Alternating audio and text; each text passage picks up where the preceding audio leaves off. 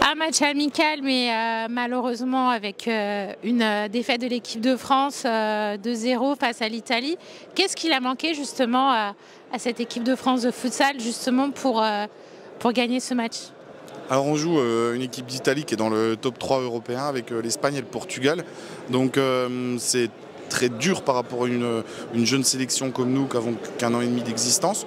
Donc on voulait essayer de rivaliser. J'ai l'impression que sur le terrain et au niveau du score, on n'est pas loin.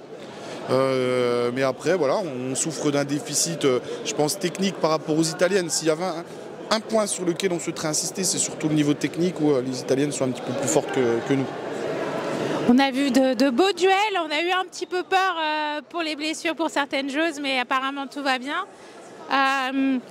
La capitaine, elle a joué ce week-end en Coupe de France féminine. Comment vous avez justement préparé cette transition football-futsal?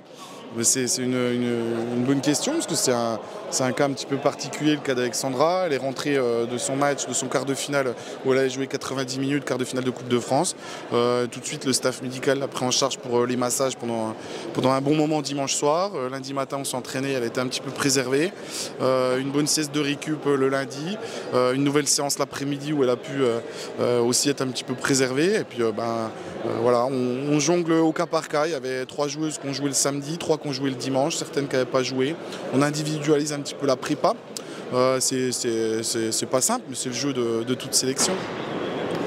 Et pour le match de demain, on fait la même chose ou on tente quelque chose de différent? Alors on n'a pas tout montré d'un coup, hein, donc on va garder en effet quelques atouts dans notre manche. Les filles, elles ont été admirables en termes d'engagement, de volonté, de générosité. Elles ont été admirables. Et du coup, ce qu'on voudrait, c'est essayer de panser les plaies ce soir. Là, elles sont au bain froid. Il va y avoir les massages en revenant.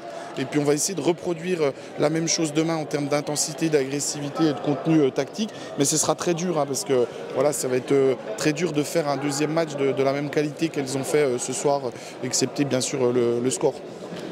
On voit qu'il y avait du monde ce soir, il y avait aussi Raphaël qui était présent pour un petit peu superviser tout ça. C'est pas un stress supplémentaire? Si, on en a parlé avant le match avec les filles. Quand tu joues en France, c'est dur. Quand tu joues devant 500 personnes, une salle pleine, qui vient t'encourager et puis te pousser à donner le maximum, la pression elle est permanente et elle peut inhiber un petit peu les joueuses. Moi j'ai pas eu l'impression au contraire, j'ai l'impression que ça les a un petit peu portées, donc on est très content de la manière dont elles ont géré les événements.